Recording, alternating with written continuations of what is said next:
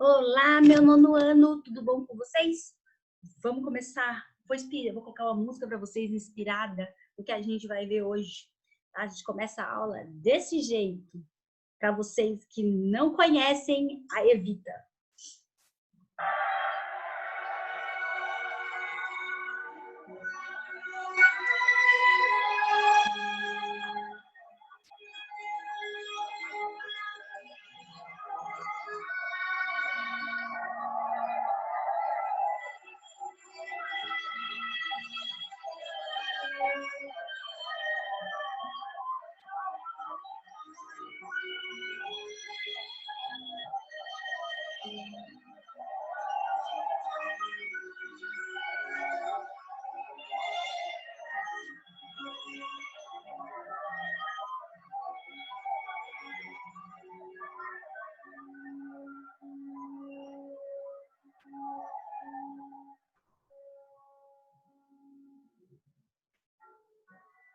It won't be easy.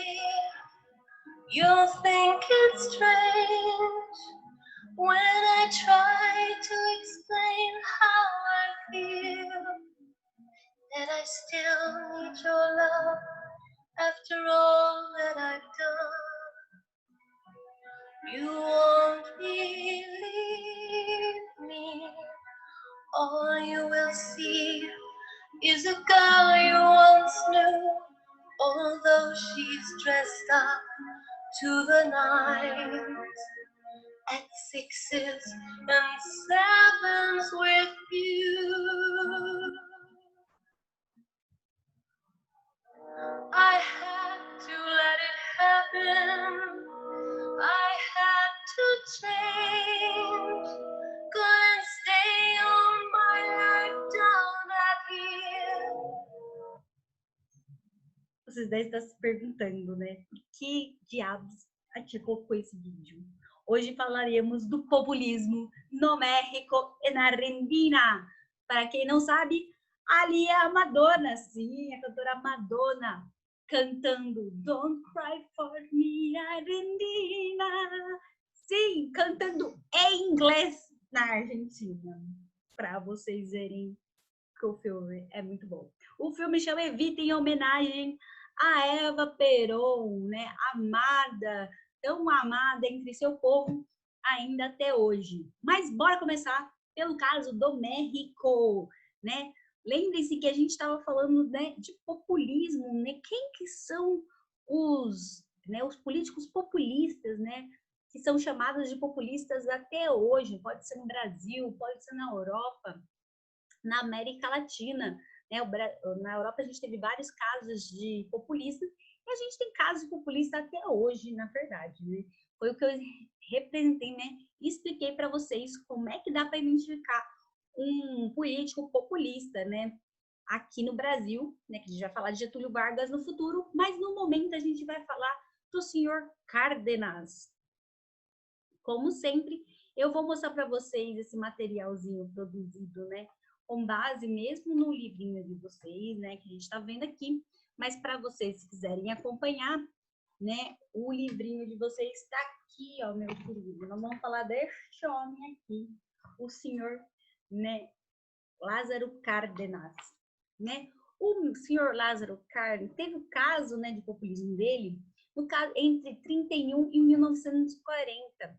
Vai ser conhecido, e ele aparece de vez em quando ali no vestibular, como um período chamado cardenato, gente.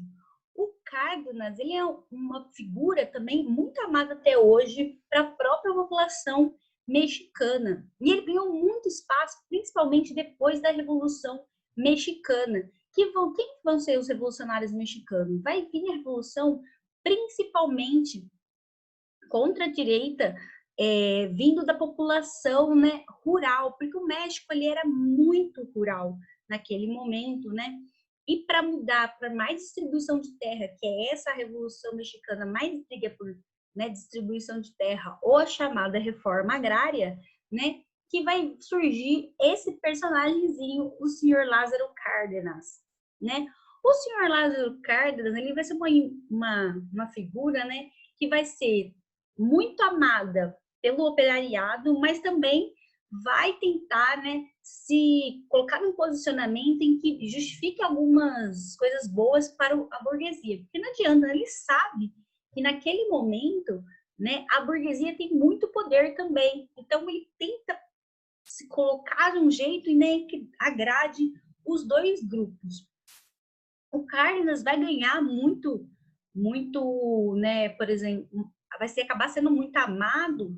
Por quê? Porque ele vai criar leis, principalmente para garantir o trabalho, né, minimamente bom para o operariado.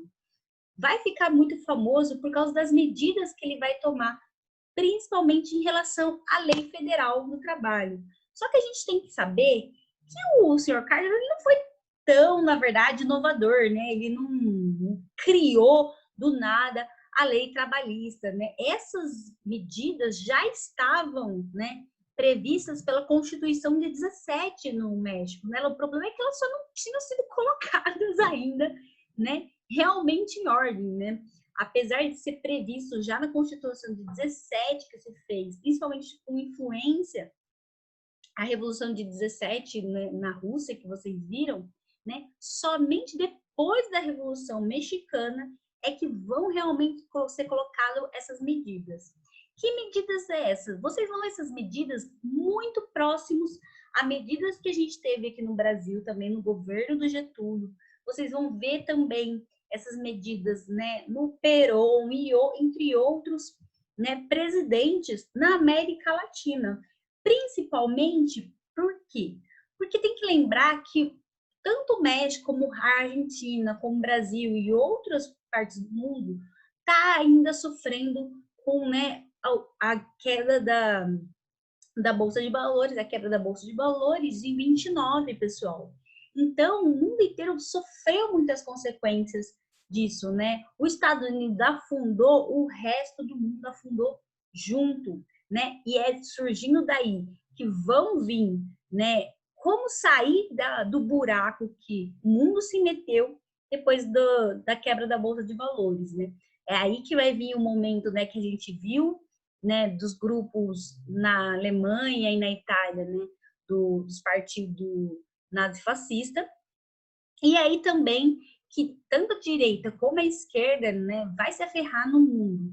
O Cárdenas, ele é considerado uma pessoa de esquerda, tá? Um populista de esquerda. Mas, como eu falei, por mais que ele seja um populista de esquerda, ele vê que ele vai ter que, né, dar um pouco voz à burguesia, porque é a burguesia que tem dinheiro. Uma das medidas do Cárdenas que não vai agradar muito aos burgueses é a Lei Federal do Trabalho, que eu falei para vocês que já estava garantido lá em 17, mas que ainda não tinha entrado, né, em vigor. Direitos trabalhistas, principalmente. 8 horas diárias. Gente, para vocês pode parecer um absurdo, né? Hoje em dia a gente, né, continua tendo, né, 8 horas diárias de trabalho. Se a gente não tem, a gente acumula 40 horas semanais. Mas isso não é uma conquista de muito tempo, viu? Isso é uma conquista, eu falei para vocês, ainda no século XX, por muito tempo, as pessoas trabalhavam várias horas por dia para poder se manter. A garantia é o salário mínimo, né? Porque é o que eu falei, por que é tão importante a gente garantir o salário mínimo? Imaginem vocês, né, com né, aqueles donos de grandes empresas, né? Eles pensam o quê? Sempre em lucrar, lucrar, lucrar. E eles vão fazer o quê? Eles vão tentar contratar o funcionário por menor valor possível que eles puderem contratar. Não adianta a gente achar que as pessoas são boas e que elas vão, né, melhor para o funcionário delas. Não. As pessoas querem ganhar dinheiro, né? O capitalismo é isso. A base do capitalismo é gerar lucro, é ganhar dinheiro, né? Então, tem que entender que esses grandes, né, burgueses, grandes empresários, né, da área da indústria, da área do comércio, da área, né, rural, sempre vão tentar gerar o maior lucro possível. Para gerar um grande lucro, a gente tem, né, a gente não, eles, né, que eu não sou eles têm que tirar o máximo possível dos valores que ele puder. E isso, inclusive, ao valor, né, do trabalho, né, dos próprios trabalhadores, principalmente operariado, né? É por isso que a maior parte do mundo garante um salário mínimo para que isso não aconteça, para o dono do lugar não pague para o funcionário, tipo, trabalhar 20 horas diárias e ganhar 50 reais, né? É por isso. O Cárdenas também garante, né, ao trabalhador ou do operariado um descanso semanal. Provavelmente esse descanso semanal é somente, né, um dia, que é o que é garantido também hoje por lei no Brasil. Limitação de trabalho para crianças e mulheres.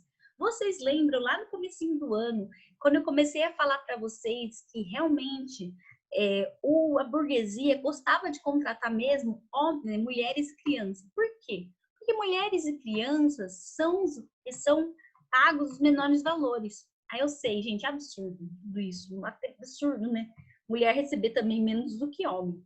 Mas antigamente, né, isso era muito comum. E principalmente crianças. E eu falei para vocês que não é criança de 16 anos trabalhando, não. É criança de 5, 6 anos, né? Então ele vai limitar o tempo de trabalho para que os grandes, né, capitalistas não, né, abusem principalmente de contratação de crianças e mulheres para isso. Ele vai dar também garantia ao direito à greve, gente. Por que os patrões não gostam de greve? Greve, gente, é perder dinheiro e dar possibilidade aos funcionários, né, ao operariado, ao trabalhador, de que ele exija, né, mais do que realmente a burguesia quer pagar, né? Também garantiu, né, a sindicalização. Por que é tão importante o sindicato? Normalmente, gente, o sindicato quer dizer que ele protege um grupo de profissão. Por exemplo, protege os operários, protegem funcionários da saúde, protegem professores, protegem, né? E tem vários sindicatos hoje em dia. Vocês sabem, vocês já viram isso, né? O que garante também? Que o sindicato normalmente garante força a processo. O que significa isso? Ele protege os trabalhadores de uma forma coletiva. Porque senão seria, por exemplo, sei lá,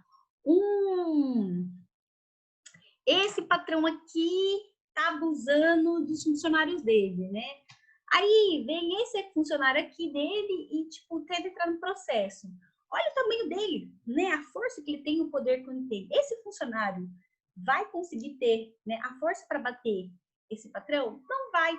Agora, se surgiu um monte de funcionários, gente, né? Isso garante a força, né, do poder, a força do trabalho em forma coletiva a esses trabalhadores, né? Para que, né, os patrões não possam prejudicar um ou outro trabalhador. É por isso que o sindicato é muito importante. Outra medida é que por causa da Revolução Mexicana, que foi principalmente por causa da Revolução da Reforma Agrária, é que o Cárdenas começa a ter um processo, né, de fazer uma reforma agrária. Gente, reforma agrária é uma coisa que se busca no mundo inteiro até hoje, tá? Porque a gente vivencia um mundo capitalista. E para dar base para esse mundo capitalista, a gente precisa de lucro. Para esses lucros, quer dizer que tem muita gente ganhando pouco e pouca gente ganhando muito. Isso também tem a ver com terra, gente. Por que tem a ver com terra, tia? Bom, vocês não veem os casos de pessoas, de poucas famílias que são donas de várias e várias terras? Então, é essa distribuição, que é mudar essa distribuição desigual de terra no país, né? No caso do México, que o Cárdenas vai entrar, né? Principalmente por terras que não são tão usadas, né? E esse movimento, eu falei, começa na Revolução Mexicana já, né? Só que normalmente quando começa a falar de dividir terra, sempre dá ruim para aquele cara que quer divisão de terras. Sempre dá ruim. Ele é esmagado pelo capitalismo, tá? Outra coisa que vai surgir muito por causa da quebra da Bolsa de Valores, nacionalização do petróleo e de ferrovias. O que antes várias empresas, né, estavam no México, no Brasil, na Argentina, né, empresas que são, né, estrangeiras, estão no país, né, lá investindo, ganhando dinheiro. O que vai acontecer com essas empresas? Essas empresas vão quebrar por causa da quebra da Bolsa de Valores em 29. Porque a sede, o dono dessas empresas estão, né, principalmente nos Estados Unidos. O que acontece? Se hoje em dia, por exemplo, vamos ver uma empresa grande, hoje em dia a empresa da Apple, se os Estados Unidos quebrar e começar a influenciar na Apple, a Apple vai começar a fechar, né, lojas, fábricas no mundo inteiro. Qual que é o problema disso? Quando isso envolve, né, produtos básicos como o petróleo, vai influenciar na gasolina, as ferrovias, que são transporte coletivo, né? Isso acaba sendo muito ruim para o país, né? Então, o que a maior parte dos países, mesmo de direita ou esquerda nesse momento, vão fazer? Vão nacionalizar essas empresas, né? No Brasil, a gente vai criar a Petrobras. No México, ele vai começar também a criar empresa, né, que seja mexicana para manter o petróleo, né? Quer dizer que o dinheiro do petróleo vai se manter dentro do México e não o lucro sair. Ele vai fazer pedido ao investimento de capital também estrangeiro. Por que isso? Acabou de falar que, né, os países estão quebrados, né? Sim, os outros países estão quebrados. Mas o México também está quebrado, gente. Quebrou junto com os Estados Unidos, né? O Brasil quebrou junto também, né? Então, o que puder investir pode vir. Implementação de educação laica, para que não o México, o caso do México, isso é muito importante. Por quê? O México, gente, é um país extremamente católico, tá? Se vocês forem no México hoje em dia, vocês vão chegar lá e vocês vão ver que a maior parte das pessoas, elas são católicas. E elas não é evangélico, não é cristão que eu tô falando, é católico mesmo, gente. Né? Tanto que a santa, né? Tipo, a santa não, né? A padroeira do país, para quem eles rezam muito, é Nossa Senhora de Guadalupe, que é uma santa, né? Que é uma imagem, uma santa, né? Mexicana, né? Da Igreja Católica. Sempre, né? Nem todo cristão, como a gente bem sabe, reverencia, tipo, uma imagem. Então, implementação de educação laica, medidas para industrialização, investimento de capital, nacionalização do petróleo, vai ser muito de interesse dos burgueses. Os burgueses vão ganhar com isso. Mas você deve estar se perguntando, o que os burgueses vão ganhar com a implementação da educação laica? Pessoal, quando a igreja está muito envolvida com educação, a gente tem muitos outros problemas, né? Voltados para a igreja. E o que diz a igreja? A igreja diz que é pecado você lucrar demais em cima dos pobres. Então, isso é muito ruim para a burguesia, gente. Vai vir uma grande discussão, né? E é por isso que a burguesia sempre investe ou sempre pede para que seja laico, porque igreja e dinheiro não se envolvam, tá? Essas medidas, como eu falei para vocês, vão estar previstas, né? Ele vai ter um alinhamento com a esquerda. É por isso que muitos do caso dele ele vai sofrer um golpe da ditadura, né? No caso do México também. Por quê? Porque vai ter voltado muito para essas influências através da população, né? E ele não vai conseguir manter por muito tempo a felicidade dentro do México, ele não vai conseguir tirar o México totalmente do buraco, né? Porque a crise que a quebra da Bolsa fez nos Estados Unidos vai deixar todos os países muito mal, né? E o México não vai ser o México não é até hoje um país que ele é ultra mega rico, até hoje ele sofre com problemas, né, financeiros. E por mais que o Cárdenas tenha investido, né, para que os lucros, né, e todo o trabalho, né, digno seja voltado mais para a população, mesmo assim não vai ser o suficiente para tirar o México do buraco também, tá? Então é por isso que, assim como o México, né, assim como a Argentina, todo um deles vai surgir depois de um tempo do populismo, vão vir as ditaduras. Por isso que a gente está falando de populismo e ditadura na América Latina. Porque elas vão estar muito juntas e elas vão vir muito mesmo para combater esses populistas. Pode ser de direita ou pode ser de esquerda, como o Cárdenas. Mas vamos falar também da Argentina, meu povo, porque eu comecei a aula de hoje falando sobre isso, né? O populismo na Argentina, gente, vai ser um pouquinho diferente, né, do caso do México, né? O populismo vai vir principalmente por causa dessa figura aqui, ó, a senhorita Eva Perón, né? A esposa deste homenzinho chamado Juan Domingo Perón. Gente, o Perón, até hoje, ele é super estudado na Argentina como um político. E ele é super estudado na historiografia. Porque o Perón, ele tem... A imagem dele é muito complexa. Ele vai ser vir como, né, um jovem, até jovem, né, político, não tão carismático, porque ele não era super carismático como a esposa dele, a Evita, né? Mas ele também, ele vai ganhar muita força assim, dele, né? Ele vai ser uma figura, né, que vai estar o tempo todo nos holofotes, ao mesmo tempo que ele vai ser muito autoritário, né? Pensa, como é que o cara pode ser super, tipo, né, carismático, fanfarrão, né? Tipo, tá ali no meio do holofote e ao mesmo tempo autoritários. Pensem como que isso é possível, né? O populismo na Argentina, gente, vai ficar conhecido como peronismo, por causa mesmo dele, o Juan Domingo Perón, tá? O Juan Domingo Perón, ele vai crescendo como político, né? Ele vai surgindo, né? Ele vai ser que nem o Cárdenas, que vai ganhar uma vitória avassaladora no México. Não, o Perón, ele vai crescendo com o tempo. Ai, gente, por que a gente precisa falar da Argentina de 30 a 43?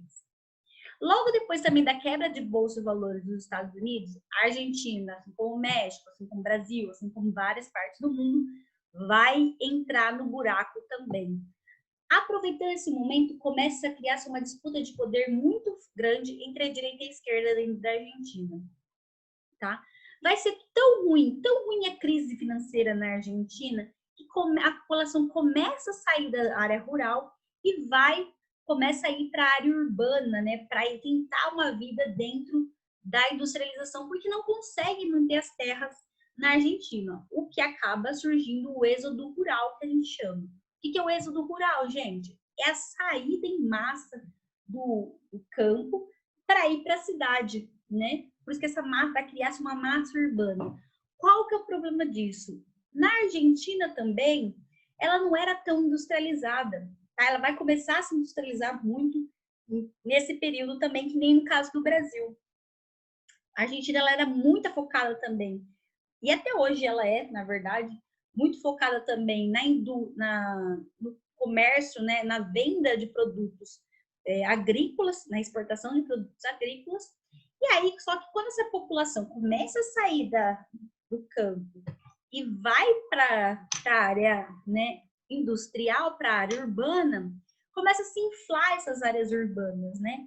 Só que o que acontece? Muita gente para pouco trabalho, a gente viu isso na quebra da Bolsa de Valores. Acontece que um grande grupo de pessoas, né, começa a viver uma vida muito miserável, que na Argentina vão ser chamados de os descamisados. Gente, essa palavra ela é muito importante para vocês nesse momento. Porque os descamisados é o nome que a Eva Perón, né, criou para poder, né, ajudar essas pessoas. Ela era muito focada, né, em ajudar pessoas em situações muito carentes, né? O que acontece com essa disputa de poder? Em 43 vai acontecer um golpe militar. Lembra que eu falei para vocês, golpe militar é ditadura, tá? O Perón, muito próximo das ideias, né, da direita e muito próximo das ideias dos militares, se torna o ministro do Trabalho e da Guerra e depois ele vai se tornar o vice-presidente nesse momento. O que acontece que ele faz? Nesse momento, como ministro, ele cria algumas leis, principalmente para que a população não fique mais pobre do que ela já estava, né, com a crise financeira na Argentina, que aconteceu no México também, aconteceu no Brasil.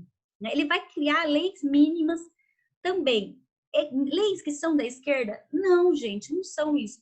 Isso aqui não é... Leis trabalhistas não é somente da esquerda. Lei trabalhista, muitas vezes, para garantir o mínimo, para o quê? Para que, garantindo o mínimo, essa população fique muito, muito mais pobre, né? E com mais pobreza, ela não consiga, né, gerar lucro. Então, ele vai criar leis trabalhistas também como no Brasil, como o México, como o salário mínimo, como as 8 horas diárias. E no caso da Argentina, diferente do México, ele vai criar o 13º salário. Vocês já perguntaram o que é o 13º salário para os pais de vocês? Seus pais ganham um 13º salário? O 13º salário, para quem não sabe, pessoal, é aquele salário que você ganha mais em dezembro normalmente. Normalmente é dezembro. Pode o patrão te puxar o 13º, pagar esse 13º em algumas prestações ao longo do ano, né? Por que isso? Porque tem épocas do ano que acaba se gastando mais. Então, foi criado esse 13º. Só que essas atitudes, sabendo que é para manter o mínimo, o Perón só fez o mínimo, gente. Ele vai desagradar muito os latifundiários e os burgueses na Argentina. Como eu falei para vocês, no caso do México, né, essas leis trabalhistas, elas vão agradar o operariado para que não haja mais greve, para que não haja mais conflito, né? Só que os burgueses não gostam nada disso, né, gente? Já que eles querem pagar o mínimo do mínimo, para, como eu falei para vocês, gerar lucro. Para vocês verem como o Perón não é essa pessoa, nossa, né, que bom, ele dá, né, a esposa dele ajuda os descamisados, né, ajuda os pobres na Argentina, ele faz leis trabalhistas. Não, gente, o Perón, ele é totalmente contra a luta de classes, que representa muito a esquerda. Ele é tão contrário à luta de classes que ele fala que, na verdade, tem que manter, né, os grupos de operariado dos trabalhadores, tipo, no mínimo satisfeitos, né, para que esse lucro continue sendo gerado, né? Mas por causa dessas, né, dessas leis que ele coloca como ministro de guerra e do trabalho, ele vai ser preso em 45. Só que o que acontece?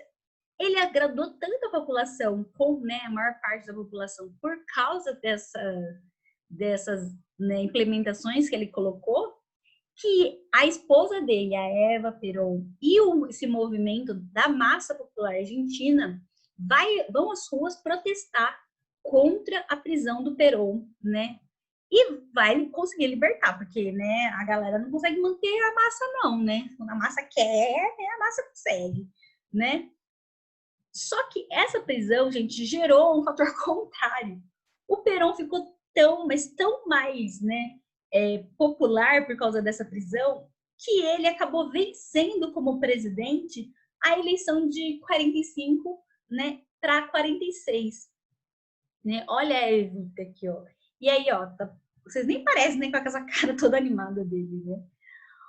O que acontece? O Perón vai ser 2 vezes presidente na Argentina, tá? E o peronismo, gente, ele não morreu na Argentina, né? O Perón já faleceu, a Evita já faleceu, né? Só que existe até hoje um movimento que segue muito o Perón. Só para vocês entenderem a figura do Perón, né? Enquanto ele é presidente de 46 a 51, ele vai se aproximar muito dos ideais nazifascistas na Europa. Por quê? Porque ele vai acreditar, eu falei para vocês, né? Ele quer agradar o mínimo operariado, ele não quer mudanças assim, né? Ele vai ser totalmente contrário ao socialismo. Por quê? Porque o Perón tem muito proximidade ao capitalismo, né? Apesar da burguesia acreditar, né, mandar prendê-lo por causa dessas medidas que ele fez, ele, pelo contrário, ele é super próximo, né, do capitalismo, né? Por isso que ele é uma via terceirista até, né? Ele não é da direita no sentido de, né, ele não é da direita no sentido total do capitalismo puro, ele não é da esquerda, ele é totalmente contra o socialismo, ele não acha que tem que fazer reforma agrária, ele não acha nada dessas coisas, né? Tem que manter o mínimo. Então, ele acha somente que tem que ser um governo muito nacionalista, um governo, né, autoritário, nacionalista, em que consiga transformar a Argentina realmente num país muito forte, ainda mais na crise que está vivenciando depois, né, de quando a Argentina já estava se recuperando da quebra da Bolsa de Valores.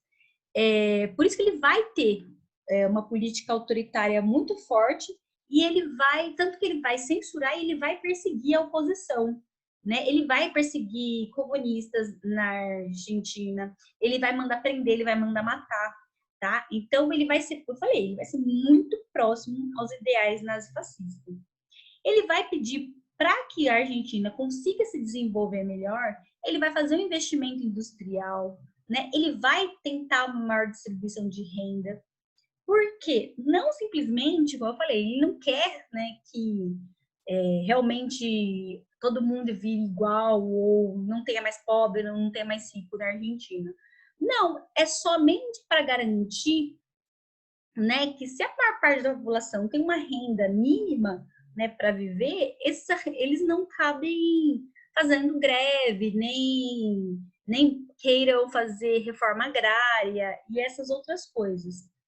Mas o que vai fazer? Com essa maior distribuição de renda, ele vai acabar, sem querer, aumentando muito a inflação na Argentina. O que quer dizer isso? Um produto superinflacionado, quer dizer, vamos dizer que esse lápis aqui custa R$1, tá? O que acontece? Num período muito inflacionado, esse lápis vai inflacionar o preço dele, né? Então, esse lápis vai custar R$10, tá?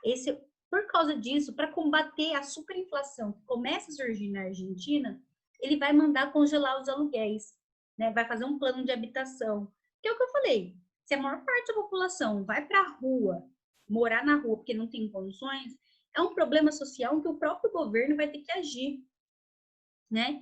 Então, ele sabendo disso, ele começa a investir muito mais na educação, no planejamento de vida, né?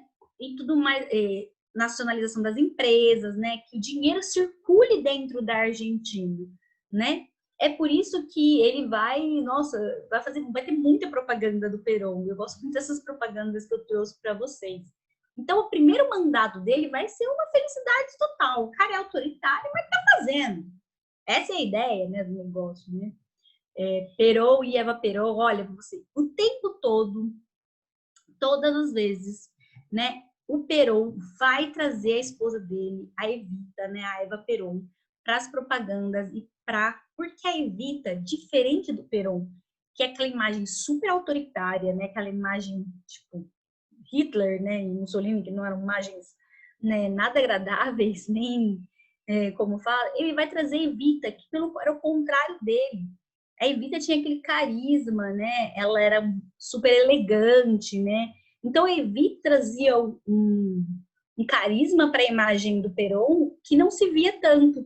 Então tem todo, né? Ele vai surgir. Problema, Evita morre de câncer. Isso mesmo. Começa a ser, apesar do Perón conseguir se reeleger, né?